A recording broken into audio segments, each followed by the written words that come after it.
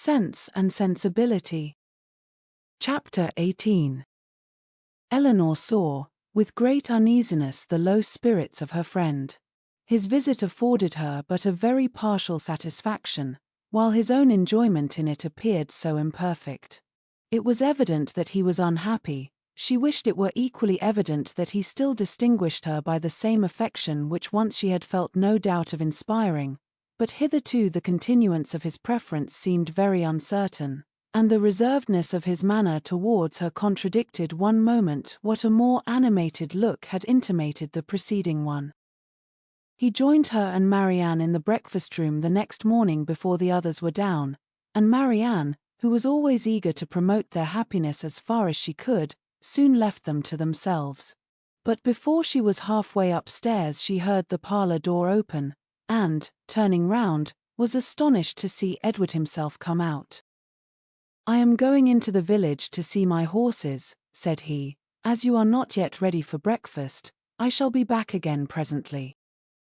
Edward returned to them with fresh admiration of the surrounding country. In his walk to the village, he had seen many parts of the valley to advantage, and the village itself, in a much higher situation than the cottage, afforded a general view of the whole, which had exceedingly pleased him.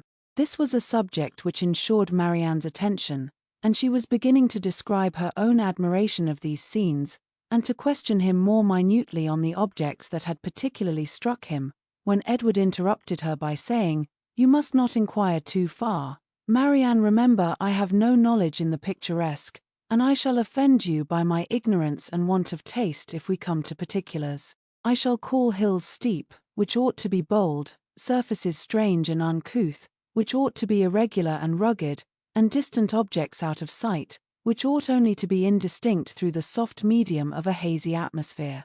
You must be satisfied with such admiration as I can honestly give. I call it a very fine country. The hills are steep, the woods seem full of fine timber, and the valley looks comfortable and snug with rich meadows and several neat farmhouses scattered here and there. It exactly answers my idea of a fine country, because it unites beauty with utility, and I dare say it is a picturesque one too, because you admire it.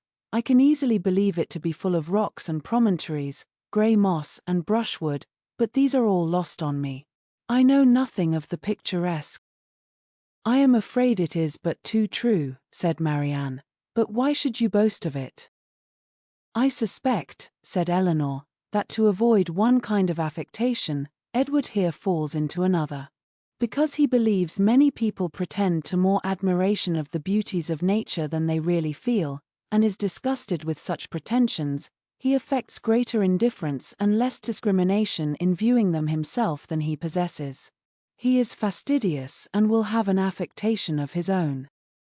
"It is very true," said Marianne, "that admiration of landscape scenery is become a mere jargon. Everybody pretends to feel and tries to describe with the taste and elegance of him who first defined what picturesque beauty was. I detest jargon of every kind, and sometimes I have kept my feelings to myself, because I could find no language to describe them in but what was worn and hackneyed out of all sense and meaning." "I am convinced," said Edward, "that you really feel all the delight in a fine prospect which you profess to feel. But, in return, your sister must allow me to feel no more than I profess. I like a fine prospect, but not on picturesque principles. I do not like crooked, twisted, blasted trees. I admire them much more if they are tall, straight, and flourishing. I do not like ruined, tattered cottages. I am not fond of nettles or thistles, or heath blossoms. I have more pleasure in a snug farmhouse than a watchtower, and a troop of tidy, happy villagers please me better than the finest banditti in the world."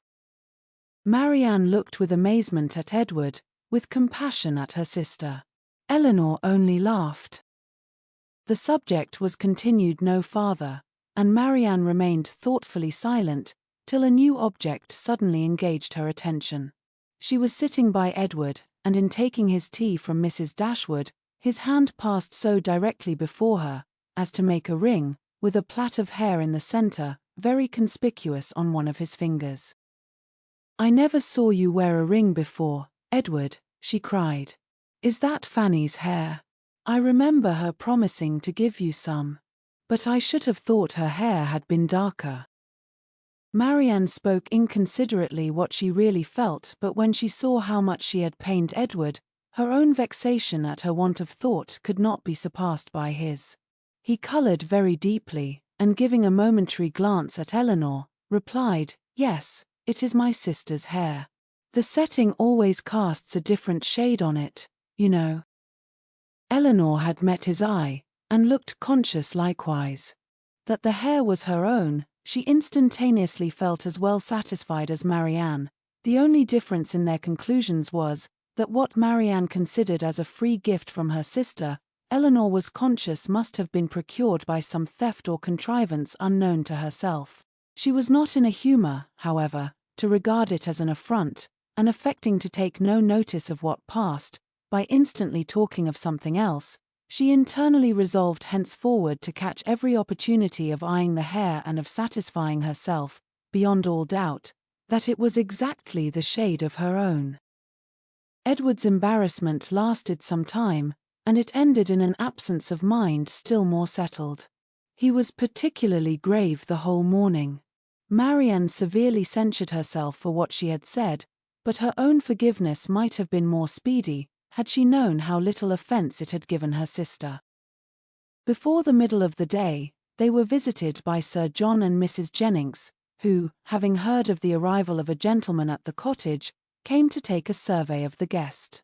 With the assistance of his mother-in-law, Sir John was not long in discovering that the name of Ferrers began with an F, and this prepared a future mine of raillery against the devoted Eleanor, which nothing but the newness of their acquaintance with Edward could have prevented from being immediately sprung.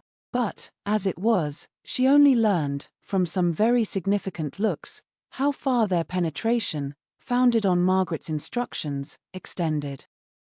Sir John never came to the Dashwoods without either inviting them to dine at the park the next day, or to drink tea with them that evening. On the present occasion, for the better entertainment of their visitor, towards whose amusement he felt himself bound to contribute, he wished to engage them for both. "You must drink tea with us tonight," said he, "for we shall be quite alone, and tomorrow you must absolutely dine with us, for we shall be a large party." Mrs. Jennings enforced the necessity. "And who knows but you may raise a dance," said she. "And that will tempt you, Miss Marianne." "A dance," cried Marianne. "Impossible. Who is to dance?" "Who? Why, yourselves, and the Careys, and Whitakers to be sure. What? You thought nobody could dance because a certain person that shall be nameless is gone?" "I wish with all my soul," cried Sir John, "that Willoughby were among us again." This, and Marianne's blushing, gave new suspicions to Edward. "And who is Willoughby?" said he, in a low voice, to Miss Dashwood, by whom he was sitting. She gave him a brief reply. Marianne's countenance was more communicative.